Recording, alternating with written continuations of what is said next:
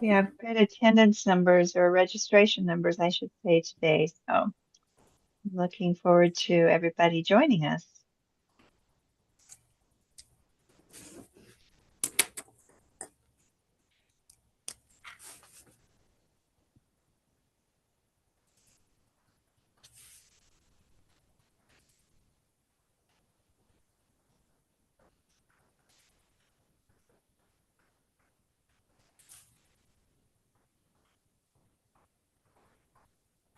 Okay, I had to make a list, Lori. Record to the cloud, live stream, turn on the AI.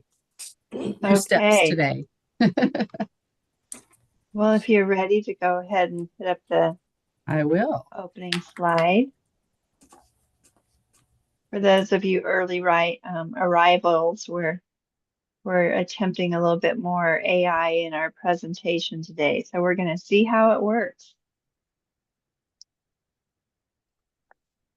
So, but while we're waiting for everybody else to join us, this is one of my favorite things to talk about. So you've probably seen this question before, but since it's graduation month for many of us, I have a granddaughter graduating, others have nieces, nephews, children. Where did you graduate from? You don't have to tell us the year, but it's just a fun way to get to know each other a little bit more. So, microphone preferred, but you can use your chat box if you wish to. Tell us where you graduated from. I graduated from Texhoma, Oklahoma, which was an accredited Texas high school in 1989. All So, right. So, well, I have my school. It's still in existence, but for sports now, they are no longer called the Warriors. They are the Spartans. It's Ansley, and they now co-op with Litchfield. So it's a little hard to say, let's go Spartans and wear black and gold. So, and Val just shared that he graduated from, now my chat box won't open. There it is.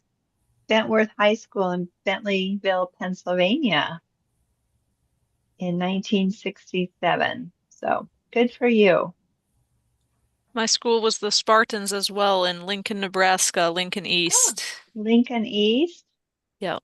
Cool. Yeah, no, it was Southeast. I was at a track meet Mm. in April at Lincoln Southeast. So many different directions there. And with the Yeah. newest Northwest is new in Lincoln now. Grace says she graduated from Pierce High School in Pierce, Nebraska. So, I graduated from Grand Island Senior High here in Grand Island in 2016. oh my, Caitlin, welcome. Hello. She's one of the young ones. Yeah.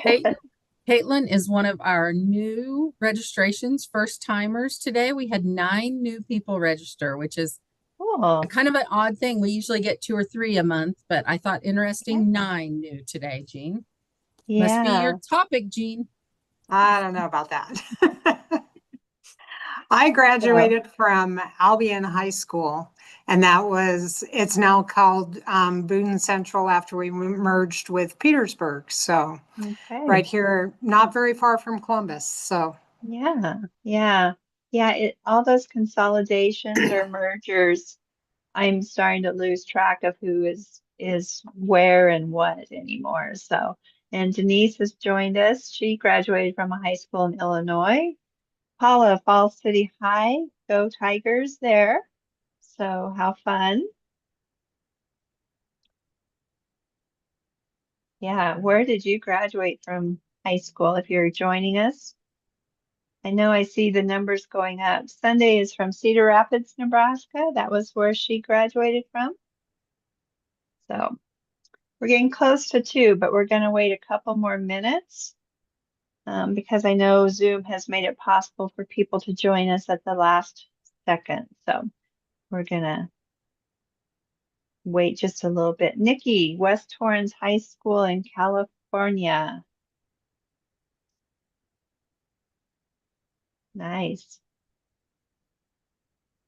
Yeah, I kind of watched the high school graduation from my alma mater, and they had 7 seniors, and kind of sad. I thought we were a small class at 27, but they've really decreased, which is sad to see, but it was a great ceremony.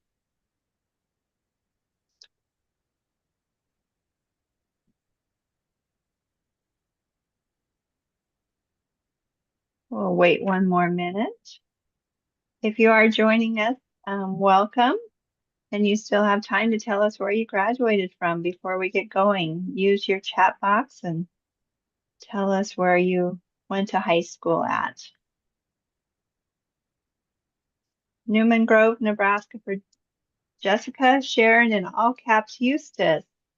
She's probably doing a cheer as she says that in the chat box. So, okay. I see the numbers starting to increase here pretty quickly, so we'll give it one more minute, and then Jean, we'll be ready to roll. Audrey went to Wichita, Kansas for high school.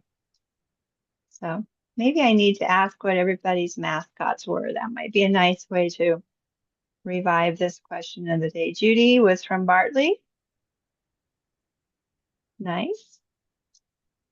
Okay, let's get started. It is 2:01. Oh, Christine says Wausau, so go Vikings there. So it's fun to see all the different mascots. Thanks for sharing those. So, but anyway, I am Lori Ferguson, and I just want to say welcome and thank you to all of you for joining us here on the May edition of the HomeNE Learning Network.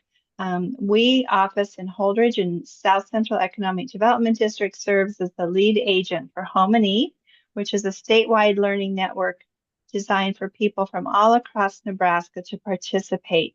And I believe if Sherry's numbers are accurate, and I have no doubt to think that they are not accurate, today is our 80th webinar. And so thank you for helping us to continue to grow. As Sherry mentioned earlier, we have 9 new people registered for the first time to hear Jean speak today. And so that growth comes from you, from those of you who are willing to share the links and tell others about HomeNE. So thank you for doing that. We greatly appreciate it. And we also want to know, use that chat box once again, what interests you about today's topic? We have great registration numbers.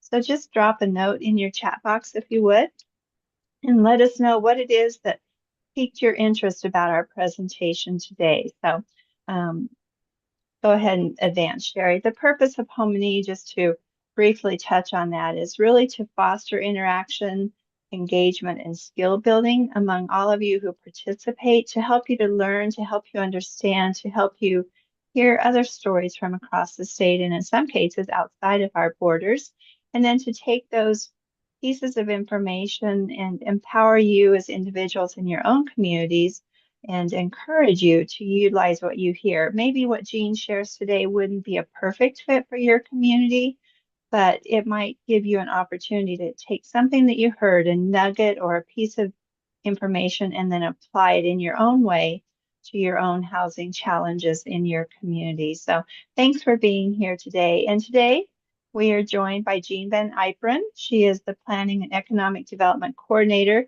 at the City of Columbus. And I have to confess, I knew that really good things were happening in Columbus, but until I had a conversation with Jean a couple months ago about being our speaker today, I honestly had no idea how much was happening there. So I'm really looking forward to hearing from her today, as I'm sure all of you are as well. So welcome, Jean. Thanks for coming along and being our presenter today. Before you begin, do you mind sharing just a little bit more about yourself for our attendees? Sure. As you said, my name is Jean Van Yperen. I'm originally, I grew up in Albion, Nebraska, which is it's like 40 minutes away from Columbus.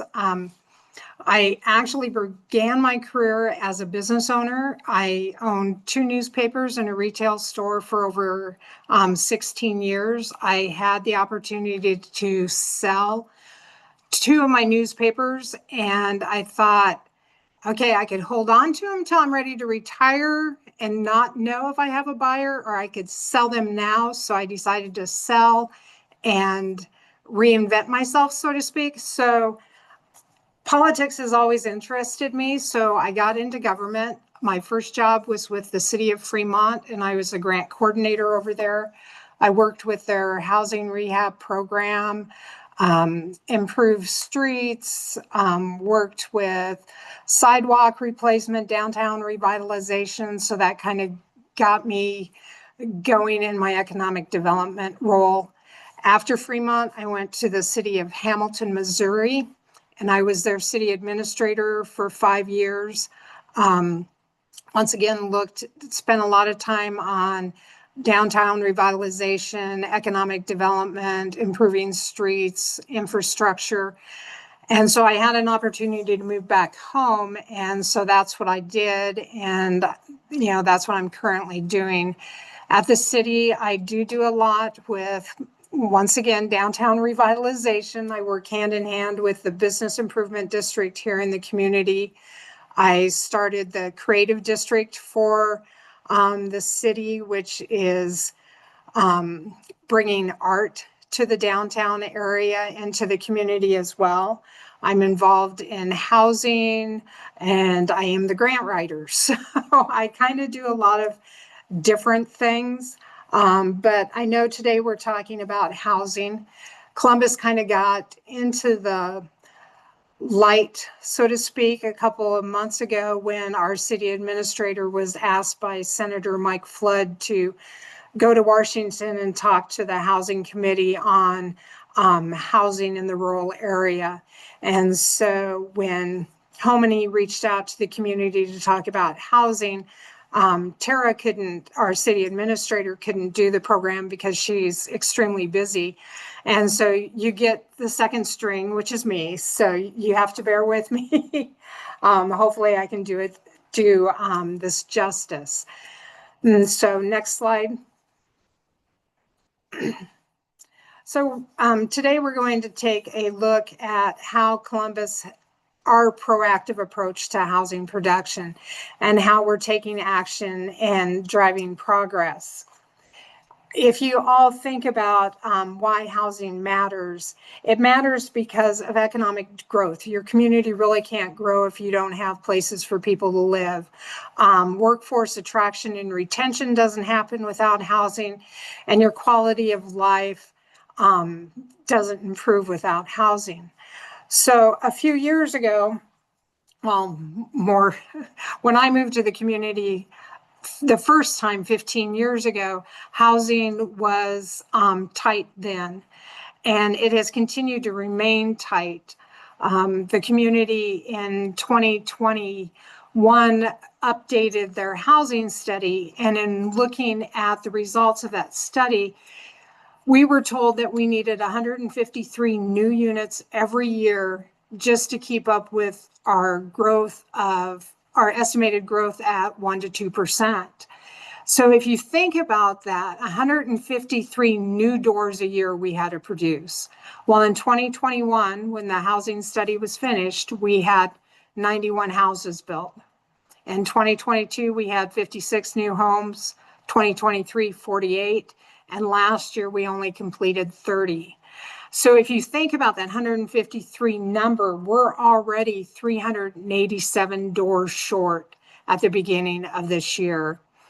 The census came out during that 4-year period too, and instead of experiencing that 1 to 2% growth, which was what the study was figuring, we actually experienced a 7% growth in our population. We were only behind communities like Lincoln, Omaha, and Kearney. I think we were the 4th or 5th largest growing community in the state. And so we're way behind on our housing. Companies here in the community can't grow because we don't have housing. We, on average, have between 40 and 50 homes on the market. And when you're looking at a community of 25,000, that's really not a lot. If you look at affordable workforce housing, that number decreases because the shortage in homes has increased our housing cost. And so if you're looking for a home between 250 to say between the $200,000 and $300,000 range, those houses stay on the market usually less than 3 days.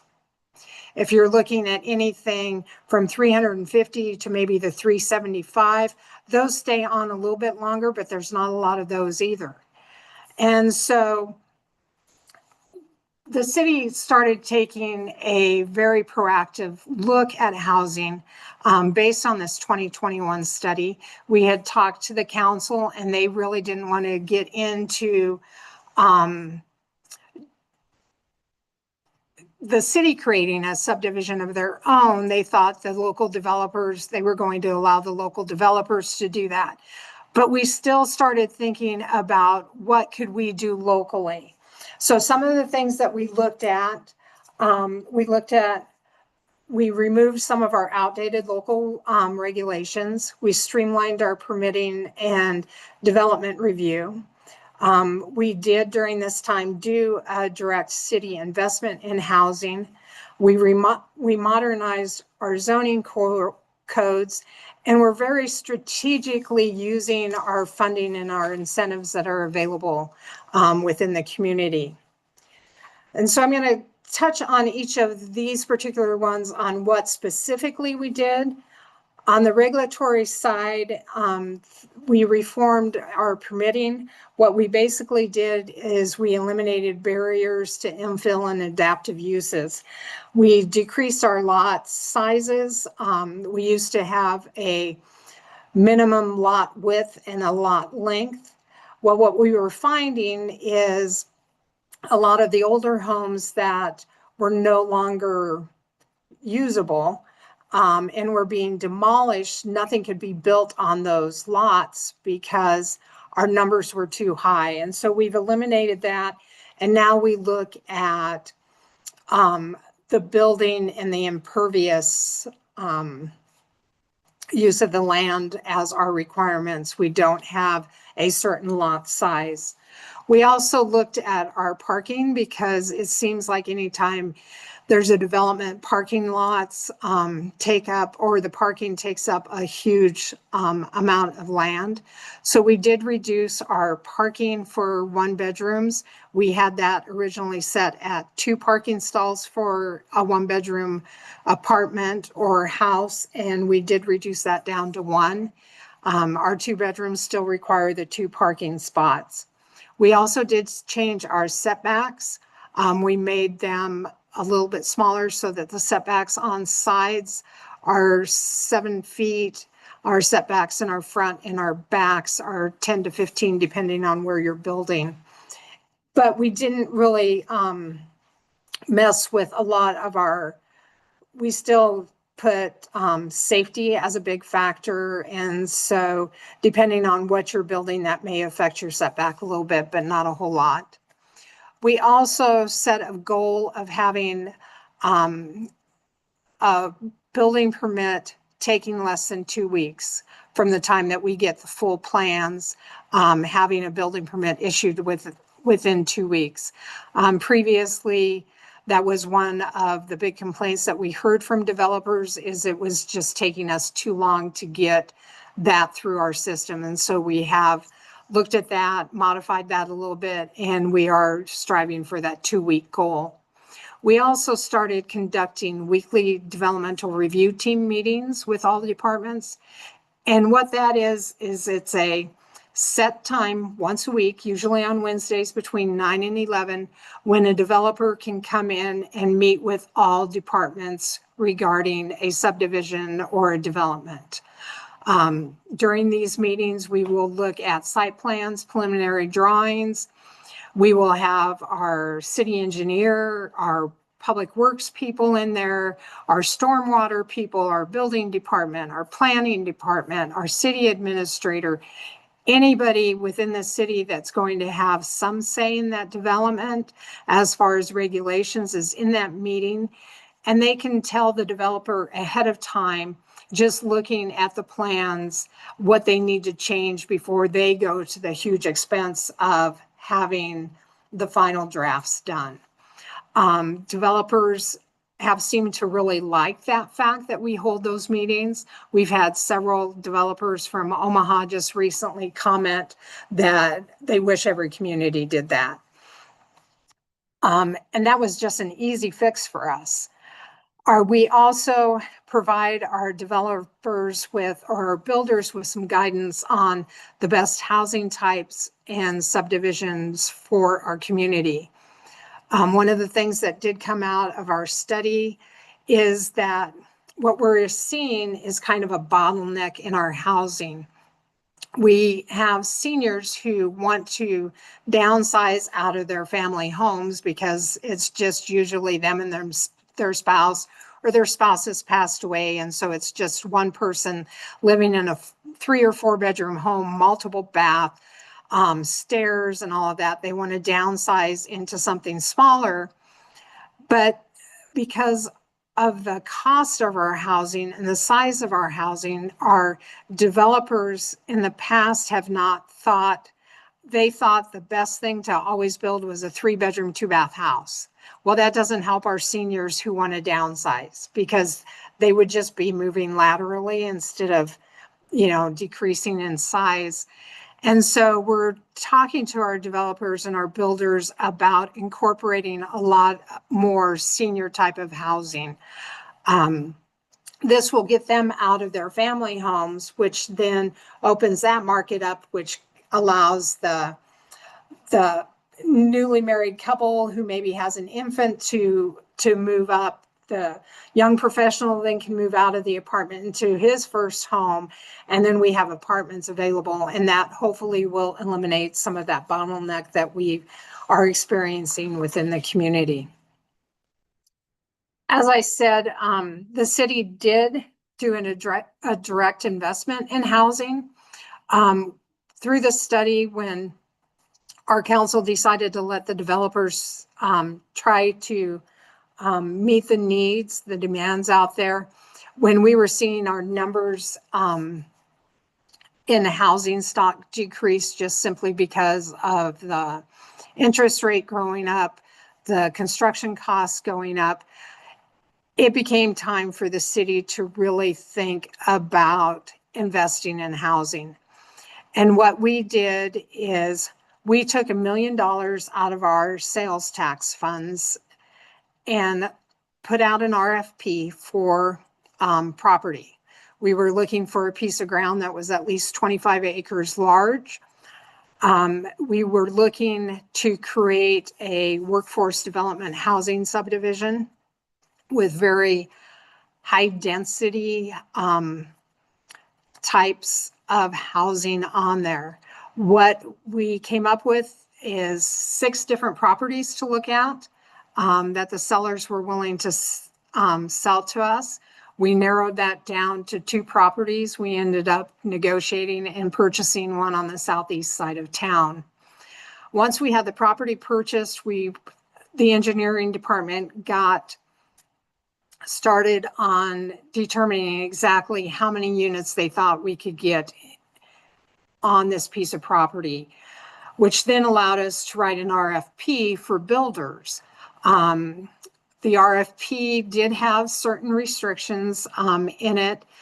If the builder was going to keep the unit to rent, the unit had to be built for $250,000 or less.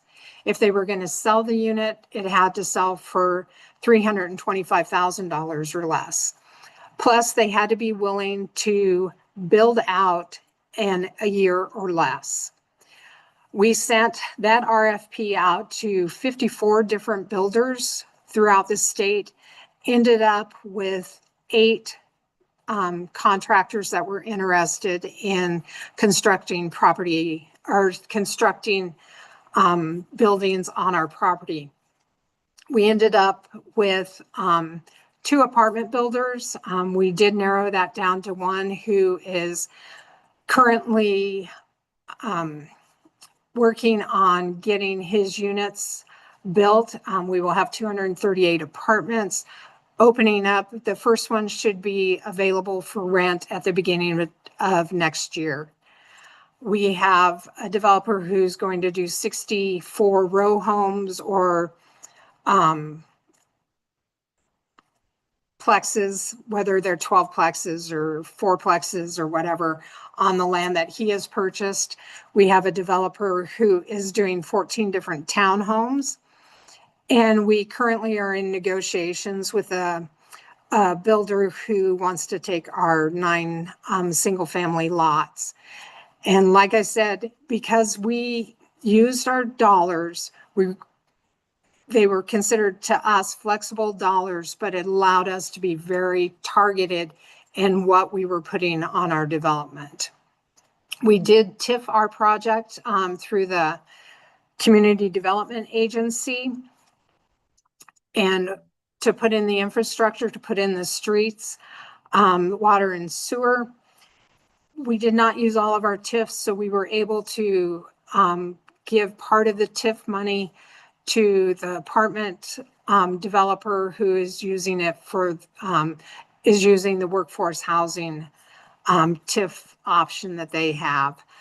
That was one thing when the legislature approved the rural workforce TIF. The city created a redevelopment plan allowing developers to use that TIF money for actual construction above ground, where before the TIF was always for infrastructure, whether it be street, water, or sewer. Jean, there's a question in the chat box that I think you might want to address here. But Melissa has asked a question, and somebody else is asking the same similar question. In the beginning, you said people were not sure about the city being a developer. So how did you get them to change their mind and invest the 1 million? Well, I think a lot of it had to do with the fact the city is very mindful, and we talk housing all the time. One of the big factors, though, is the city started doing their strategic planning. And the one topic that came to the surface time and time again, no matter what group you were talking to, was housing. Housing, the lack of housing, the lack of affordable housing. And so I think our council started thinking we really need to, look at a different option, look at a way to put several units on the market within the next year. Because when you're looking at those figures that I presented for the last 4 years, and we're not coming close to what we need to just maintain our growth level, I think that's probably the biggest thing. We do have a group here in the community that it's a housing committee that has a monthly meeting that updates our bankers, our retailer, our realtors. The group has the chamber members, community leaders, whether it be the school or whatever. They come together once a month and discuss housing. So I think by having those conversations always, that's probably what allowed the community to really see the need of the city getting involved. Thank you. Okay. Now moving on to zoning and land use flexibility. With that, we looked at what we could do to allow high density in basically all zones by right. Like I said, we changed the minimum lot sizes and widths, except for in that rural residential area. We changed our requirements to allow ADUs pretty much everywhere. And by doing that, I think that just has removed a lot of the regulations limiting the infill or the adaptive uses of the ground. And it allows the developer to really maximize their property, because that's what it's all about. The developer is looking at their bottom line, how to be profitable, how to maximize every inch of ground. And so I think we've been very mindful and making some changes that are beneficial to the developer. And we've also looked in, our toolbox has some monies, grant money, incentive monies for our developers. So next slide. And what's in our toolbox for our developers to use is tax increment financing. When the cities first started looking at TIF, not a lot of people knew what TIF was or knew what the advantages of TIF were. And so the city took a very targeted approach to this. We went out and talked to the school board members, the superintendent, the principals. We educated our city council, our city staff, a lot of the community leaders on what TIF was and how it could benefit the community. And since that time, since we did that education piece, we have been able to increase our housing production by 300%. That is huge for a community. So if nothing else, if you're using TIF and you're running into obstacles, I would figure out an educational piece to present to your educator, to your school specifically, because that's usually who is against TIF in the first place if you are running into obstacles. But get them educated on what that could really do and what that could really mean to the community. Columbus is fortunate too to have a local option sales tax fund that has been made available to housing. Originally, when the sales tax was set up, it was only set up for economic development, which was fine, but nobody was using that money. A lot of our companies weren't using that money because they couldn't expand because there was no housing for the people that they wanted to bring in. And so the city went back to the community and said, we want to use these funds for housing as well as economic development. The community agreed. And so now the $425,000 that we receive each year in economic development funds can be used for either economic development or housing. Since that change has been made, we've actually invested $1.2 million in just the workforce housing loan fund that we've had as match for those particular grants in order to get them. And we have been able to help Habitat of Humanities with their housing subdivision. And so just those two projects alone have been big, benefits to the community. As I said, we provided the match for the grants that we have. So currently we have $4.5 million in housing loan funds that are available to our developers. And we've also, when we look at grants that the city will apply for, or that we will partner with other organizations to apply for, we are very strategic on the types of grants that we do.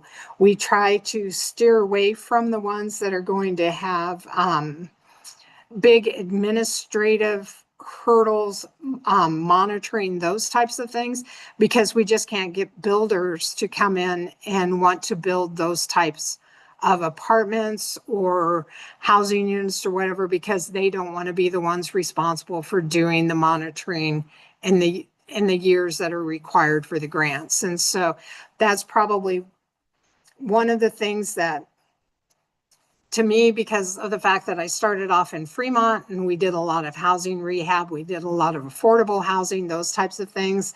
That's one of the things I'm not seeing in Columbus. And so that might be our next big thing to get into. I don't know if administration and council would allow me to do that, but we will see. So, those those are the things that Columbus has done. So where does that put us, today? Well, today we have 6 active TIF supported housing projects.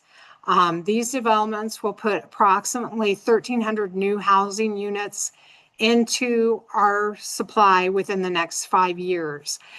And when people see that 1,300 number, they're like, oh my gosh, you guys are going to oversaturate the market. What are you thinking? If you go back to that 2021 housing study where we needed 153 units, and in 4 years, we were already, besides the 153 units we needed for that year, we were already behind by 380 some. This number, this 1,300, actually is what we need to meet the demand of a 1 to 2% growth. It does not account for anything larger than that growth. And so hopefully we can make a dent. I don't believe we're going to oversaturate the market, but the city is already planning ahead. Our next thing that we will be doing as soon as this budget year, as soon as our next budget year opens, is we're going to be conducting another housing study because it's been 5 years or about 5 years. And one of the items that will be a scope for work for us will be looking at this number, seeing how it has affected our housing, and still seeing where some of our shortfalls are. So we're always looking ahead. We're trying to, be as innovative as possible, and we're investing in our community. So I think that's kind of what has helped us along the lines. So if you have any questions, that's great. Ask away. But if you don't have questions and you as a community are doing things that maybe we in Columbus haven't thought about, if there's any suggestions that you could give me too, I'd be more than happy to listen to them and take them back to our administration and see what we can do within the community. Super. Thanks, Jean. Jean has her contact information there on the screen, and we've got several questions for you in the chat box. So, I don't know if you're this is going to ready. be good or. It will be wonderful, trust me. So, I was on a webinar this morning, and I was reminded that studies are living documents, and so it's something you've really utilized your housing study. But one of the first questions was, how often should a community get a housing study done? What would you say? You just mentioned that it's probably about time for Columbus. Is there a right or a wrong season for housing studies? Well, one of the requirements with a lot of the grants, when you look at housing, is your housing study can't be more than 5 years old. The one that we did in 2021 was actually just updating the one previous. This one that we're planning on doing in the next fiscal year, I think will probably be a deeper dive into the housing to really see what kind of impact we've made. And so I think every 5 years is, smaller communities can probably get away with less, but if you're going to go after those grant dollars, it's pretty much every 5 years. Okay, great. There's a question about pushback when you were allowing high density by right. For those of us who don't live in the planning world, could you answer that question, but also explain what high density by right means? High density is just basically being able to put up like apartment complexes or multiplexes, those types of things. Like I said, Columbus has been really methodical through all the years about talking about housing, talking about the need. And so we don't really get a whole lot of pushback.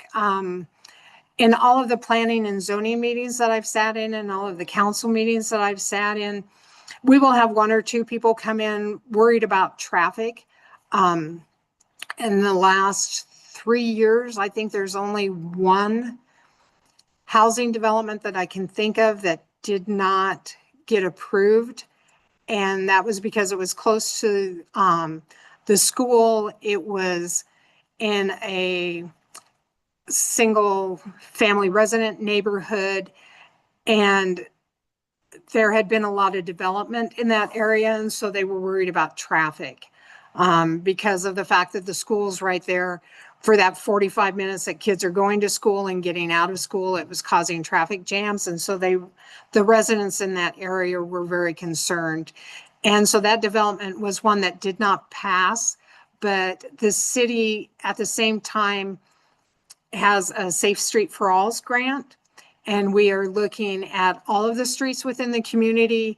And so that is one area that we are that we're kind of targeting to, so that anytime, because that's where a huge chunk of land is that could be developed for housing. And so that we're hoping that the next developer that comes, once we have those figures in hand, we can say, you know, we did this study and this is what, you know, the engineers have said as far as traffic within that area. We can make those adjustments and hopefully we can develop that property. So we really haven't really been getting a whole lot of pushback. Okay, that's great news for the community. So we've got a question with a clarification, and I welcome anybody, if I misinterpret your question for Jean, to open your microphone and help me with it. But Denise asks, what grants do you recommend? But then she wants to clarify that in terms of grants for developers without the burden of admin reporting, parentheses, AmpliFund. The community has partnered with NeighborWorks and also with the chamber in providing the matching funds for workforce housing loan program. That's probably the one that we use most often.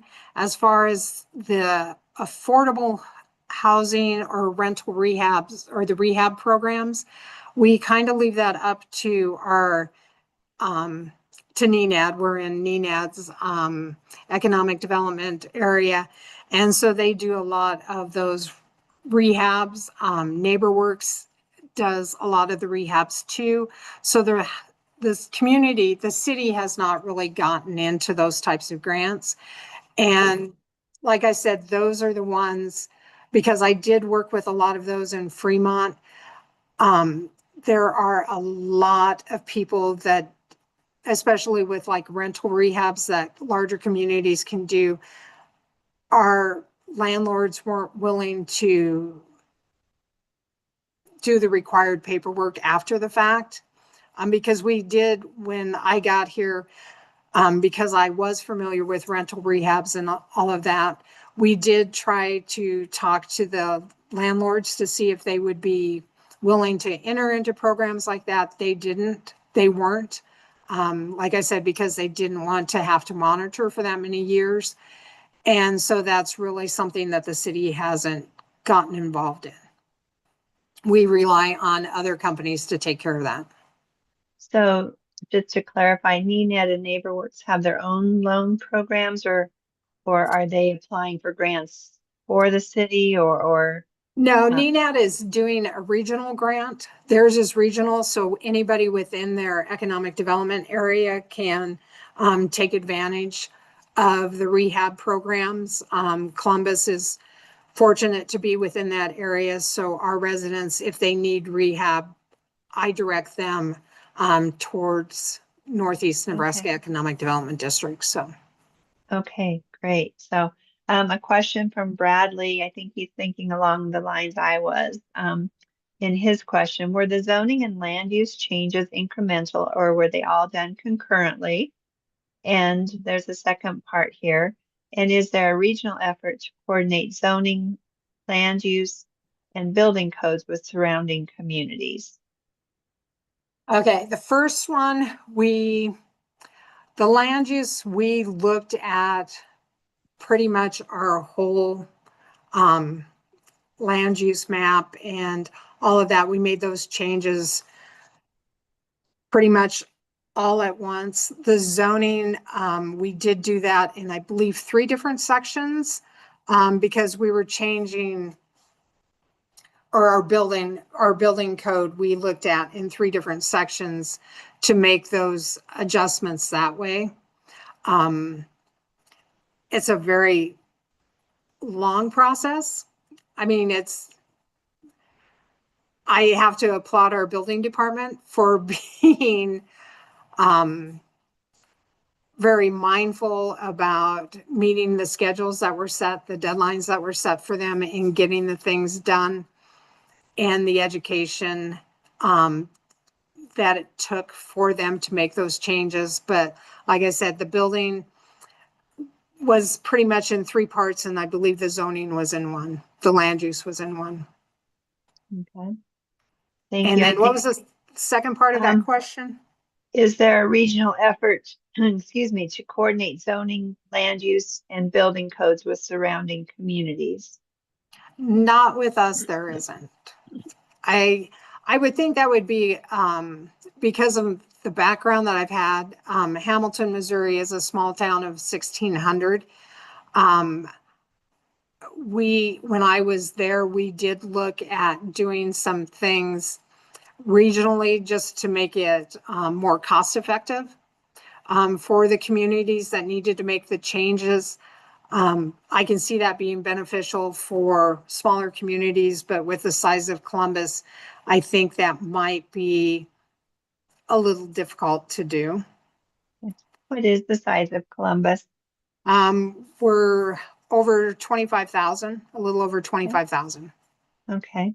So another question for you. Was an outside consultant hired to rewrite your zoning code, or was it done in-house? It was done in-house.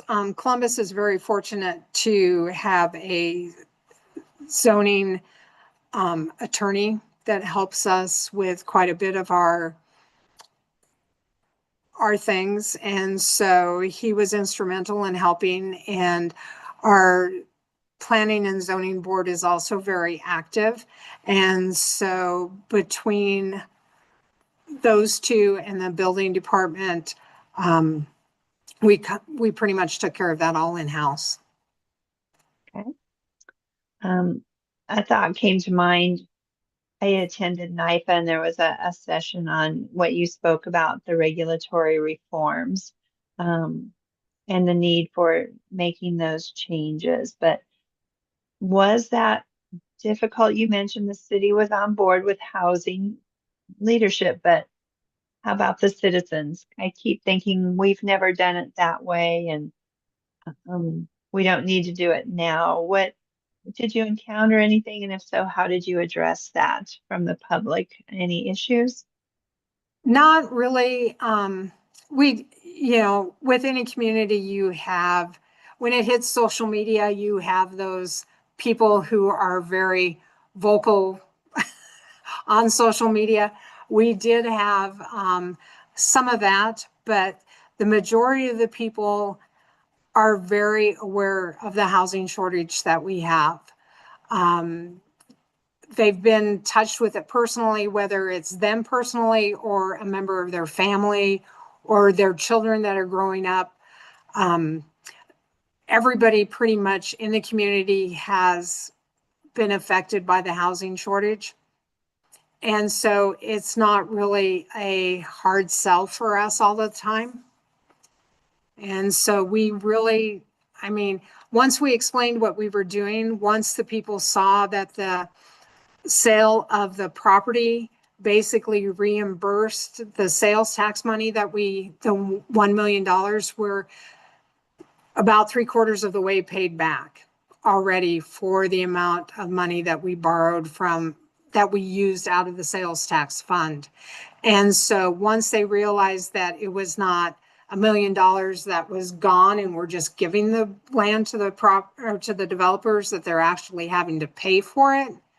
It was just, most of our lots around here our single family lots sell for $45,000 to $60,000. We're selling our single family lots for half of that. So once they saw that, yes, there's, we're not giving it away, and that money's being paid back to be able to be used in the community someplace else, whether it's for life safety, for parks or whatever, they were pretty much fine with it. Okay, great. What other questions are there for Jean today? Good conversation with her. Um, Great examples. So what questions are coming to mind for any of you?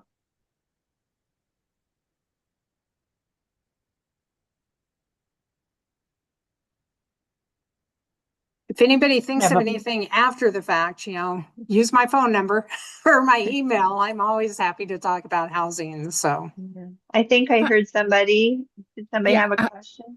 Yeah, I don't have a question. I just wanted to say great information that can really be scaled up or down for anybody. This whole thing, I was in a town of maybe 1,000 the other day. I'm not sure what the population is. And we were talking about the infill lots, and that came up. We can't use any of them because we have a minimum now, and we can't build on any of them. And all of a sudden, they're like, we need to get that changed. We have to start looking at what can we do and what's affordable. So kudos to Columbus for really taking that bull by the horns. well, and if you look at if you talk to young people and look at what they want when they buy their first home or whatever, like my kids are to the age where they're looking at purchasing their first home, but they hate yard work. They want the smaller lot because they don't want to have to spend their weekends doing landscaping, mowing the yard. They don't want a lot of snow removal. So the smaller lots for them make sense because they'd rather spend their time with their family or experiencing life and not doing yard work. Where when I was buying my first home, the larger the lot, the more green space you had, the better, the more appealing it was. Those things have changed. And I think developers, communities need to always listen to what the people are saying, what they're wanting. Because, even our developers, they're still thinking everybody wants a 3-bedroom, 2-bath home. That's not what everybody wants. And our family structure, Cliff Messner, if you have a chance, go back and listen to his HomeNE presentation. I think it was like a year and a half ago. Cliff talked about how who's purchasing homes has changed. So because of the divorce rate and that type of stuff, you have more single family parents who need a smaller home. You have the dad who maybe gets his kids on one weekend a month or whatever. And so he doesn't need a 3-bedroom home, but he needs a 2-bedroom home. And so you've got to think about who you're trying to serve within the community and meet their needs, not what you think everybody wants. Right. As you said that, I think the number Cliff used was maybe 27% of our population. Give me some grace, I might be off 5% there, but only about 27% is a traditional family. And so our housing needs to change and reflect the different dynamics of our population today. So yeah. So couple more questions popped in, Jean, for you. Have you had any success in new mixed use projects? Well, the city's right next to the city's development, we have a developer who's doing a mixed use. He's got, because it's a corner lot that's next to Casey's, he's going to put in like a coffee shop, and a couple of other commercial businesses with multiplexes surrounding it. So we have had, it's not completed, so it'll be interesting to see how that goes.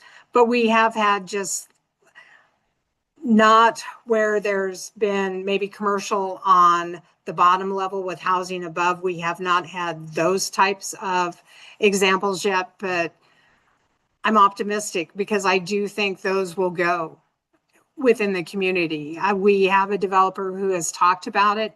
He just has not pulled the trigger yet. So I think it's coming. Okay. So, and then a question from Denise.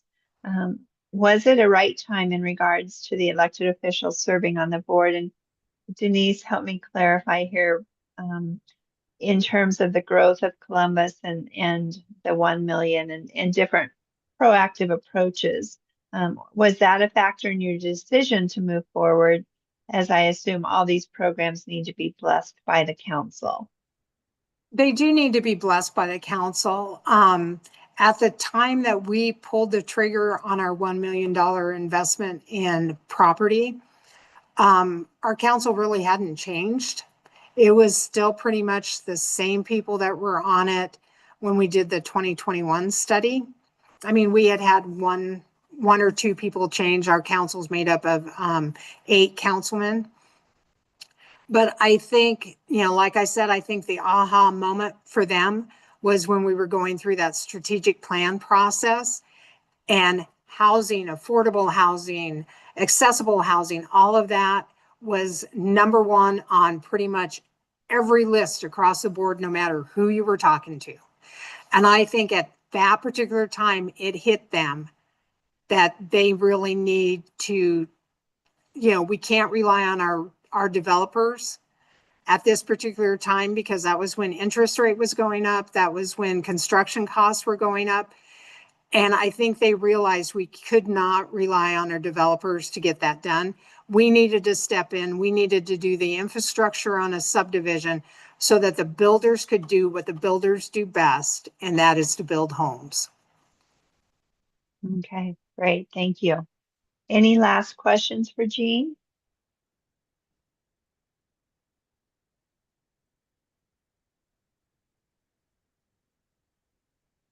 Hearing none, I've toyed with this for a while. I want to ask you one final question as our presenter today. What is one piece of advice you would give to anybody participating today or watching this in the future? What is one maybe lesson you've learned? What is one nugget of truth, one piece of advice that you want them to take away today? I think it goes back to what you said earlier, Lori. Before I started my presentation, even though we are a community of 25,000, and all of these tools may not be available to you because you're a smaller community, look for any small nugget out there. Because like I said, I referenced Cliff Messner's presentation that was like a year and a half ago. That was, for me, an aha moment. As he's talking about how the family dynamics have changed. And I don't know why I didn't realize that, because that's the dynamics of my household pretty much. We've seen divorce, we've seen, family members not getting married, or choosing not to have families. And so that family structure's changed.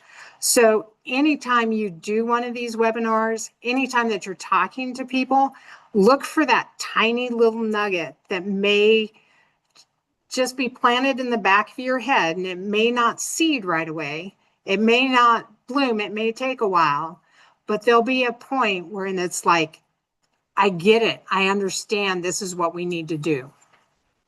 Okay, thank you. And they can always go back and watch past webinars, especially Cliff's. We do keep those here on our HomeNE.us website. So thank you, Jean. I greatly appreciate the time you've spent with us today and the time you've put in, in your preparation. And kudos to the City of Columbus and in your forward thinking. So as you can see on the screen, our past webinars, including Jean's, will be available to you shortly on our HomeNE.us website. And there is a searchable feature there, so you could type in Jean's name or Cliff Mesner or just topics in general and come up with all the webinars that maybe touched on some of those things. So our next webinar is the third Thursday in June, June 19th, and Michelle Cole from the City of Central City will be joining us and talking about their vacant property registry program. And Miles, if you are still with us, would you mind giving us just a little bit of a glimpse into what Michelle might be sharing with us? Sure. We have an extremely active housing issue, whether it be nuisance abatement or vacant property registry. 5 years ago, we started the registry, which basically defines what a vacant house is to us. And one of the nice things is we have all the utilities, so it's pretty easy to tell us, if you're not running water or don't have electricity, that the house is vacant, or proof anyway. But basically every 6 months a house is vacant. It's required to be registered. It has to pay a fee. If it's still not full after another 6 months, that fee doubles again and doubles again and doubles again until it's maximum of $2,500. And those are all put liens on the houses. We've had real good success of either people opening up their homes, because the real deal of this is to get them available to people who need them, instead of using them for storage, or it's just the parents' house that the kids haven't come home to clean out. And we went to the point of actually foreclosing on a couple. But we've also learned some legalities, and which Michelle I think she'll be pretty good at presentation on this. She is heavily into this and the nuisance abatement for Central City.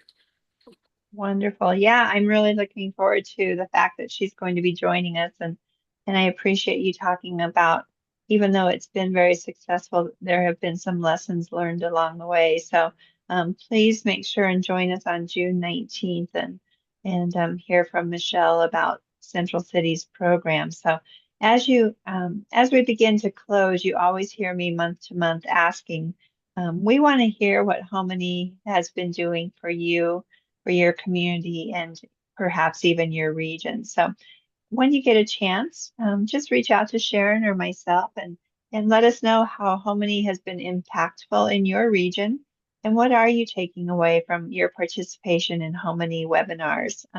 As Jean mentioned today, grab a piece of that nugget and kind of let it dwell in your mind, or in the in your notes from today, and just maybe act upon it in the future, and in as a result, you're moving your community forward. So we've now featured 50 communities as of today, over the past 7 years of HomeNE, and we are always looking for more community stories. So if you've got something in your community or your region that you would like to share or have shared on HomeNE, please feel free to reach out to us as well.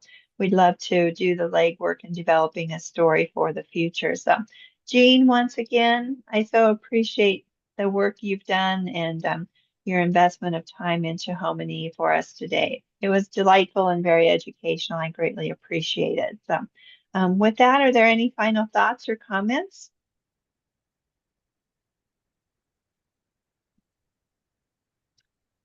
Well, hearing none, thanks for being a part of HomeNE today, and I wish you the best the rest of the day, and look forward to seeing all of you next month. Have a great rest of your day. Thanks, Lori. Thank you, Jean.